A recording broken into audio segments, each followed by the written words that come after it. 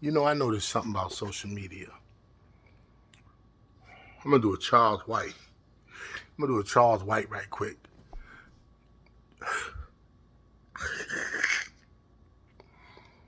Yeah, it be niggas up here, right? Females and males. Be talking about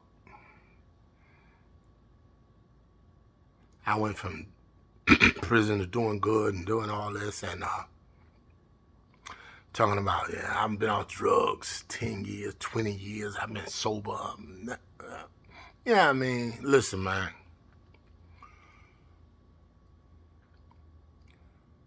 That's all fine and dandy. But y'all got it twisted. I went to college. I don't be up here talking about I went to college. I mean, you know, it just happened. But let me tell you, I had ample opportunity in situations. Just the grace of God, by the grace of God, just merely the grace of God, that I didn't end up in prison. I hung around every nigga who was nefarious and insidious and foul and was corrupt. This is what I hung around. But you know, like one time 95, 6 something, I was selling marijuana, right?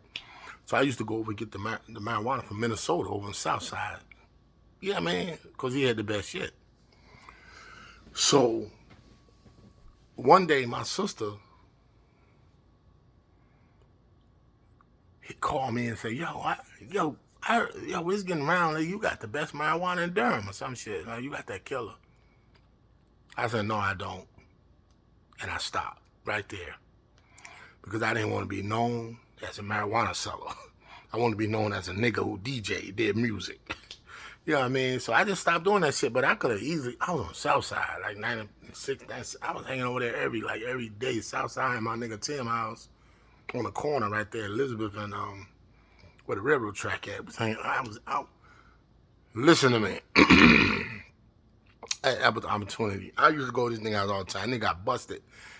They gave a nigga 30 years. We did 14. But I'm saying I was over there every day. And I wasn't selling no cocaine or nothing. He was. But I was over there every day. Because, you know what I mean? I was in there tricking. I was tricking them hoes like it was Christmas. So I'm just telling you, like, yeah, I don't talk about all that. A lot of people don't know about all that. But I say this on Facebook to say we didn't have Facebook in 95, 90, 85. We didn't have this. So even if a dude was on drugs or whatever, you would never know. But it's like celebratorial if you sober for 10, 20 years. And I'm with that. I love that. My family members, some was on drugs and drinking heavily and almost died. And some did die. But I'm saying, you got to celebrate everything. You're going to celebrate that. You got to celebrate when a person just living and get through some shit. Just in general in life. It was by the mere grace of God I ain't go to prison. Because everybody I hung around went to prison. Especially back in the 80s. Nigga, all my friends went to prison. But I got a scholarship to play in the band at Shaw.